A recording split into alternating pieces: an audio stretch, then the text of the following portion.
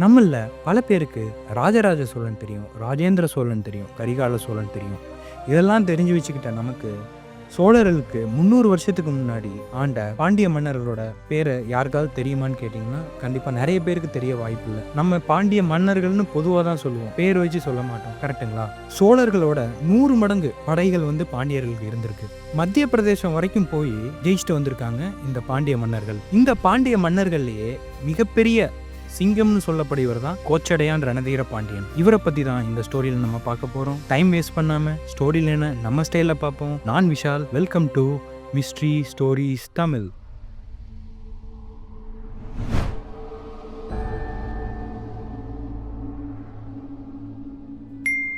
இதை பற்றி நம்ம தெரிஞ்சுக்கணும்னா கிபி 3ஆம் நூற்றாண்டுக்கு போகணும். ஜஸ்ட் கண்ணை மூடி இமேஜின் பண்ணிக்கணும். இந்த காலத்தை களப்பிரர்கள் காலம்னு சொல்லுவாங்க. அதாவது சேரன், சோழன், பாண்டியன் இவங்க எல்லாத்தையும் வீழ்த்திட்டு அந்த இடத்துல, அதாவது சவுத் இந்தியா ஃபுல்லாவே களப்பிரர்கள் ஆட்சிக்கு வராங்க. இந்த ஆட்சியை இருண்ட காலம்னு சொல்லுவாங்க.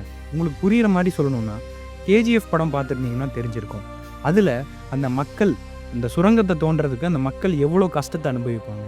அந்த மாதிரியான காலங்கள் அதாவது கிபி 300லேருந்து 600 வரைக்கும் இருந்திருக்கு. அந்த கேப்ல மக்கள் எல்லாருமே தன்னை காப்பாற்ற யாருமே வரமாட்டாங்களா, இந்த 3 சேரர், சோழர், பாண்டியர் இந்த 3லேருந்து யாராவது ஒருத்தர் நம்மளை காப்பாற்ற வரமாட்டாங்களா அப்படின்னு நினைச்சிட்டு இருக்கும்போது காலங்களும் நகருது. கடைசியா கிபி 6ஆம் நூற்றாண்டு வரப்போகுது. அப்போ பாண்டிய சாம்ராஜ்யத்தை மீட்டெடுக்க ஒரு வெறிகொண்ட வேங்கையா வராரு கடுங்கோன் மன்னன். இப்படிப்பட்ட வம்சத்துல இருந்து வருவர் தான் கோச்சடையான் ரணதீர பாண்டியன். அவருடைய தந்தை பெயர் அரிகேசரி பரங்குசன். அவரோட அம்மா பேரு சோழ நாட்டு இளவரசி மங்கையர்க்கரசி. இவங்க 2 பேருக்கும் தான் மகனா பிறக்கிறாரு கோச்சடையான் ரணதீர பாண்டியன். இவரோட அப்பா அரிகேசரி இறந்ததுக்கு அப்புறம் மக்கள் விருப்பத்தோட கோச்சடையான் ரணதீரன் ஆட்சிக்கு வராரு. அரசபையில சில பேர் கோச்சடையானோட திறமைய சந்தேகப்படுறாங்க. ஆனா இவர் ஆட்சிக்கு வந்த உடனே கிபி 670 என்ன பண்றாரு அப்படின்னா தன்னோட ஆர்மி பேஸ பயங்கரமா விரிவுபடுத்துறாரு. எந்த அளவுக்கு பாத்தீங்க அப்படின்னா பக்கத்து நாடுகள் சோழர்கள், சேரர்கள் இவங்கெல்லாம் பயப்படுற அளவுக்கு மிகப்பெரிய ஒரு ஆர்மி பேஸ கோச்சடையான் ரணதீரன் உருவாக்குறாரு. இந்த அரசபையில நிறைய பேர் இவரோட வீரத்தை சந்தேகப்பட்டுட்டு இருந்தாங்க இல்லையா, இதுக்கெல்லாம் தீனி போடுற மாதிரி ஒரு விஷயம் நடக்குது.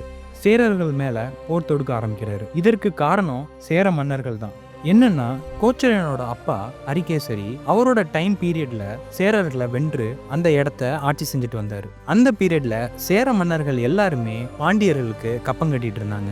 இப்போ கோச்சடையானோட ஆட்சிக்கு அப்புறம் கோச்சடையான் போய் சேர மன்னர்கள் கிட்ட ஏன்பா நீங்க கப்பம் கட்ட மாட்டீங்க அப்படின்னு சொல்லி கேட்குறாரு. அதுக்கு சேர மன்னர்கள் என்ன சொல்றாங்கன்னா, உங்க அப்பா தானே ஜெயிச்சாரு, நீ ஜெயிக்கல இல்ல, நீ என் மேல போட்டு தொடுத்து வா, அதுக்கப்புறம் நான் உனக்கு கப்பம் கட்டுறேன் அப்படின்னு சொல்லி சேர மன்னர்கள் கோச்சடையான் கிட்ட சொல்றாங்க. வெறியான கோச்சடையான் என்ன பண்றாருன்னா தன்னோட மிகப்பெரிய ஆர்மி பேஸ கூப்பிட்டுட்டு தன்னோட கோபத்துக்கு தீனி போடுற மாதிரி ஒரு விஷயத்த செய்யறாரு. அந்த போர்ல கடுமையா வாள் வீசுறாரு கோச்சடையான். சேர மன்னர்கள் உயிர் பிழைத்தா போதும் அப்படின்னு சொல்லிட்டு ஓட ஆரம்பிச்சிட்டாங்க. கோச்சடையான் இந்த போர்ல ஜெயிச்சனால சேர மன்னர்கள் எல்லாருமே பாண்டிய மன்னர்களுக்கு நாங்க கப்பம் கட்டுறோம் அப்படின்னு சொல்லி சேர மன்னர்கள் சொல்றாங்க. சேரர்களை ஜெயிச்சதுக்கு அப்புறம் கோச்சடையான் சும்மா இருக்கல. அடுத்து சோழர் பக்கம் போறாரு, அங்கேயும் ஜெயிக்கிறாரு. அடுத்தது கொங்குக்கு வராரு, அங்கேயும் ஜெயிக்கிறாரு. கர்நாடகா போறாரு, அந்த நாட்டையும் கைப்பற்றுறாரு. இப்படி தொடர்ச்சியா எல்லா நாட்டையும் வென்றுட்டு வர நாடுகள் எல்லாத்துக்குமே என்ன சொல்லுவாருன்னா, எங்க நாட்டுக்கு நீங்க கப்பம் கட்டணும் அப்படின்னு சொல்லிட்டு அங்க இருந்து கிளம்பிடுவாப்லையாம். ஒரு பக்கம் எல்லா நாட்டையுமே ஜெயிச்சுட்டு வர நம்ம கோச்சடையான் இன்னொரு பக்கம் மக்கள் மேல மிகுந்த பாசத்தோட இருப்பாப்லையாம். உங்களுக்கு இன்னும் புரியுற மாதிரி சொல்லணும்னா மக்கள் அந்த காலத்துல பொருளாதார ரீதியா ரொம்ப சந்தோஷமா இருந்ததா சொல்றாங்க. இது ஒரு பக்கம் இருக்க, சாளுக்கிய மன்னரான விக்ரமாதித்யன் கோச்சடையான் மேல மிகப்பெரிய ஒரு கண்ணு இருக்கும். அது கோச்சடையான் மேலேன்னு கேட்டீங்கன்னா கோச்சடையான் மேல இல்ல, பாண்டிய நாட்டு மேல எப்போதுமே அவருக்கு ஒரு மிகப்பெரிய ஒரு கண்ணு இருக்கும். இதுக்கு காரணம் விக்ரமாதித்யனோட அப்பா தான். விக்ரமாதித்யன் மன்னர் ஆகிறதுக்கு முன்னாடி அவரோட அப்பா என்ன சொல்லுவார்னா, நீ எந்த நாட்டை வேணாலும் கைப்பற்று, அது உனக்கு உண்மையான வெற்றி ஆகாது, ஆனா பாண்டிய நாட்டை நீ கைப்பற்றி என்னைக்கு ஜெயிக்கிறியோ அதுதான் உண்மையான வெற்றி அப்படின்னு சொல்லிட்டு இருப்பாராம். ஏன்னா பாண்டிய நாட்டுல பொருள் வளம், இயற்கை வளம் அதிகமா இருக்கிறனால நீ எந்த நாட்டை கேப்சர் பண்ணாலும் பரவாயில்ல, ஆனா பாண்டிய நாட்டை கேப்சர் பண்ணாதான் உனக்கு மிகப்பெரிய வெற்றி அப்படிங்கிறதையும் அவங்க அப்பா சொல்லி சொல்லி வளர்த்திருக்காரு. கோச்சடையான் மற்ற நாட்டெல்லாம் போர் தொடுத்துட்டு இருக்கும்போது இந்த சாளுக்கிய மன்னர் விக்ரமாதித்யன் கோச்சடையான சும்மா சீண்டிக்கிட்டே இருப்பாராம்.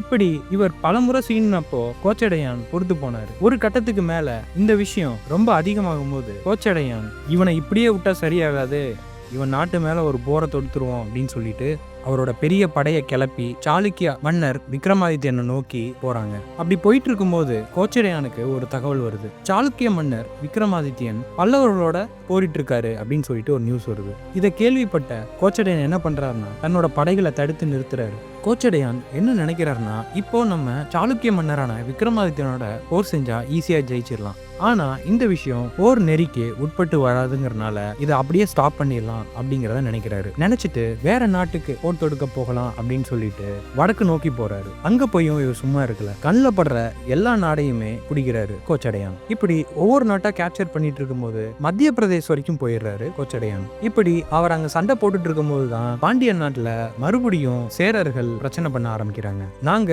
உங்களுக்கு கப்பம் கட்ட மாட்டோம் அப்படிங்கிற பிரச்சனை மறுபடியும் அந்த நாட்டுல பிரச்சனையா கிளம்புது சேரர்கள்னால. கடுப்பான கோச்சடையான் தன்னோட பெரிய ஆர்மி பேஸ பாண்டிய நாட்டு பக்கம், அதாவது தன்னோட நாட்டு பக்கம் திருப்பிட்டு இந்த டைம் சேரர்களை சும்மா விடக்கூடாது அப்படின்னு சொல்லிட்டு ரொம்ப வேகமா கிளம்பி வராரு.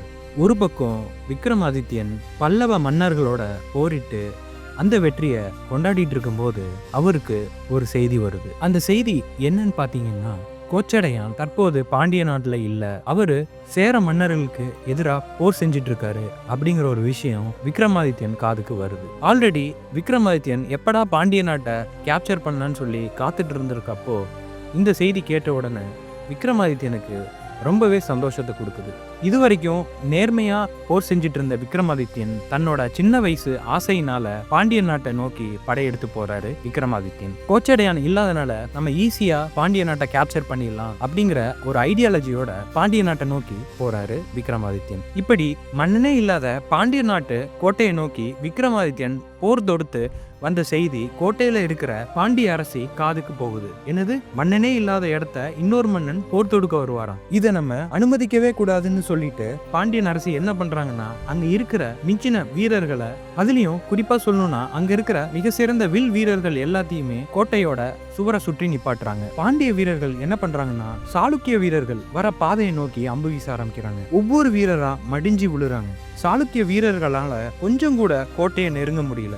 விக்ரமாதித்யன் என்ன நினைக்கிறாருன்னா, மன்னரே இல்லாத கோட்டையில ஒரு அரசி கண்ட்ரோல் பண்றாளா, இதை நம்ம அனுமதிக்கவே கூடாது அப்படின்னு சொல்லிட்டு தன்னோட வீரர்களை ஒரு பக்கம் வில் வீச சொல்றாரு, இன்னொரு பக்கம் அந்த கோட்டையை சுத்தி இருக்கிற செவத்து மேல ஏற சொல்றாரு. இத நோட்டீஸ் பண்ண பாண்டியன் அரசி என்ன பண்றாங்கன்னா தன்னோட கோட்டையில இருக்கிற எல்லா எண்ணெயையும் எடுத்துட்டு வர சொல்றாங்க. எடுத்துட்டு வந்து அந்த கோட்டையை சுத்தி இருக்கிற செவர் மேல ஊத்த சொல்றாங்க. ஊத்தின உடனே அங்க ஒவ்வொரு வீரர்களா கீழே விழுறாங்க. இதை பார்த்து இன்னுமே கடுப்பான விக்ரமாதித்யன் என்ன பண்றாருன்னா, நான் கோட்டையை சுற்றி ஆளை நிப்பாட்டுறேன், நான் கோட்டையை பிடிச்சாச்சு, இனிமேல் பாண்டிய நாடு என்னோட கண்ட்ரோலில் தான் இருக்கும் அப்படின்னு சொல்லிட்டு கோட்டையை சுற்றி வீரர்கள் எல்லாத்தையும் நிப்பாட்டிட்டு அங்கேருந்து கிளம்பி வேற ஒரு நாட்டு பக்கம் படையெடுத்து போகிறாரு. ஆனால் இந்த விஷயம் தெரியாமல் கோச்சடையான் சேரர்களோட சண்டை போட்டுட்டு இருக்காரு. கொஞ்சம் கொஞ்சமா இந்த செய்தி கோச்சடையான் காதுக்கு போகுது. கோச்சடையானோட எண்ணம் என்னவா இருக்கு அப்படின்னா, சாளுக்கிய மன்னர் விக்ரமாதித்யன் பல்லவர்களோட போரிட்டு இருக்கும் போது நம்ம எந்த இடைஞ்சலும் கொடுக்கல, நம்ம நினைச்சா கைப்பற்றிடலாம், ஆனா போர் நெறிய உட்பட்டு நம்ம இருந்தனால, ஆனா